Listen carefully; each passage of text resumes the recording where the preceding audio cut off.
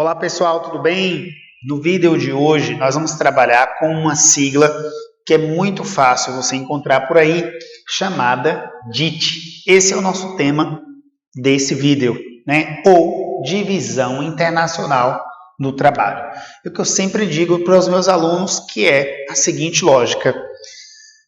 Quando a gente vai estudar muitos processos históricos, a gente está sujeito a aprender que sempre há uma relação hierarquizada, quem manda e quem obedece. Nessa relação hierarquizada de quem manda e quem obedece, a gente tem processos históricos importantes que vão contribuir para a ascensão, a liderança de alguns países que se tornam potências em um dado momento, e a gente vai percebendo que esse tempo, né, enquanto potência, ele não é infinito.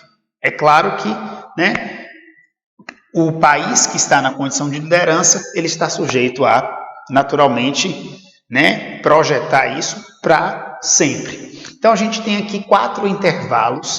O primeiro intervalo, fazendo referência a um importante momento conhecido como as grandes navegações. Nas grandes navegações, né, o que muitos autores chamam de uma primeira DIT, eu tenho um domínio dos países ibéricos. Toda vez que a gente encontrar essa palavra ibéricos, imediatamente eu quero que você faça a leitura aí, que isso faz referência simultaneamente a Portugal e Espanha, tá?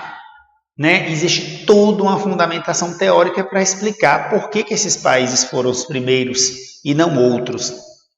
E graças a isso, graças ao famoso Tratado de Tordesilhas, a gente tem todo o intervalo de tempo dos ibéricos dominando a América Latina. Então, isso aqui é uma relação historicamente pautada no colonialismo, no pacto colonial. São expressões típicas da época.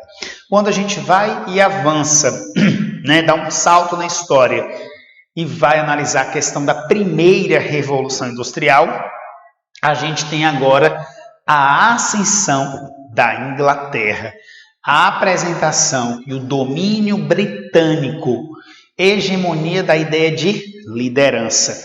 Não deixe de ter esse discernimento.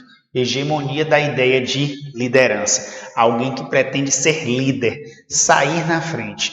Então a gente tem essa hegemonia graças ao fato desse país ser precursor na primeira revolução. Com base nesse pioneirismo, a gente vai ter o quê?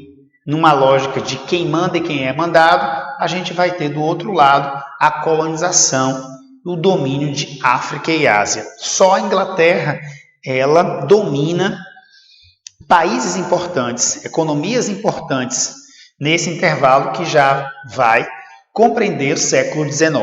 Então, a gente tem aqui uma tentativa de fazer uma linha do tempo para você compreender, né, pelo menos os últimos 500 anos, como a economia funcionou em relação a essa DIT, que é o nosso tema central de hoje. A segunda revolução, ela já traz uma liderança norte-americana. Aqui eu já me refiro ao intervalo de final do século XIX para início do século XX. A gente tem uma ascensão dos Estados Unidos, sobretudo a partir das guerras mundiais, na primeira metade do século XX. Um país que vai se apresentar como uma potência econômica, industrial, militar, vai influenciar culturalmente e se transformar num verdadeiro império. Esse país, graças ao fato de ser industrializado, vai ter o status nas propostas de regionalização de desenvolvido e industrializado. A ideia de desenvolvimento, nesse intervalo de tempo, está atrelada à industrialização. Enquanto do outro lado, quem não seria, né, industrializado, seria subdesenvolvido e agrário. Ou seja, essa é uma leitura, essa é uma aula que vai te facilitar a compreensão de que, quando a industrialização começa, é lógico que ela não começa no mundo todo. Quando a industrialização começa, ela começa restrita a alguns países e consagram eles com a lógica de desenvolvimento, criando assim aqui uma proposta de regionalização do espaço mundial. No último caso aqui, final do século XX, segunda metade para final do século XX, a gente já teria, quem sabe, uma outra revolução industrial. A gente já tem países diversos industrializados, não só países do hemisfério norte, países de norte, mas a gente já tem o fenômeno da industrialização entre alguns subdesenvolvidos, como é o caso de Brasil, Argentina, México.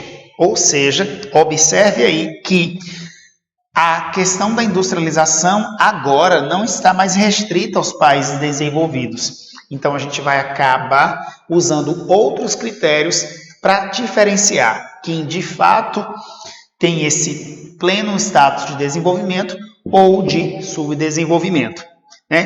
Para isso, a geografia vai fazer uso dos famosos indicadores. E a gente vai ver isso em outra aula. Espero que tenham gostado desse tema de hoje, né? Não deixe de compartilhar a aula, de dar o seu like, tá? Um beijo e até o nosso próximo encontro.